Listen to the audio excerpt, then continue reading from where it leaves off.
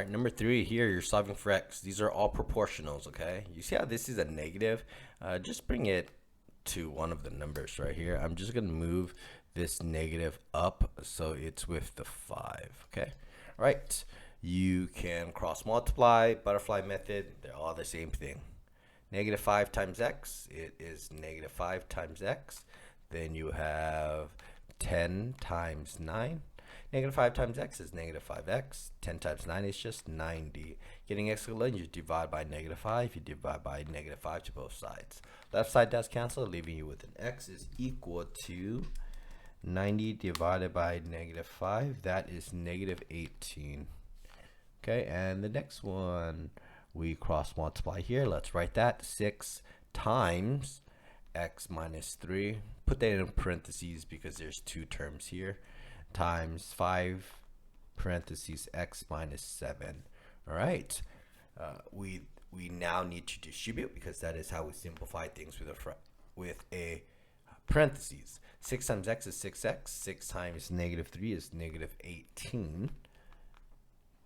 All right, 5 times x is 5x. 5 times negative 7 is negative 35. Okay, and then we minus 5x to both sides. This does simplify to just an x, because 6x minus 5x is 1x. Minus 18 equals to negative 35. Plus 18 to both sides, because we're trying to get x alone. X is equal to negative 35 plus 18, which is just negative 17. Next, let's do this one here. 7 times x plus 3, so 7 parentheses x plus 3 is equal to 2 parentheses x plus 8.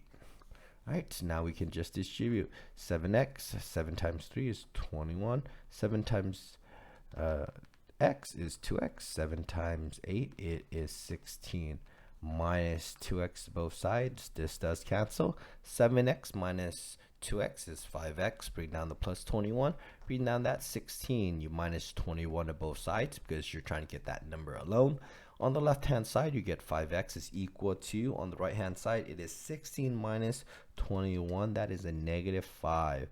The 5 is in front, attached via multiplication, so you're going to divide by 5 to both sides. 5 over 5 on the left does cancel, making the number 1, leaving you with an x is equal to, on the right hand side, it is a negative 5. Divided by 5, that it becomes a negative 1.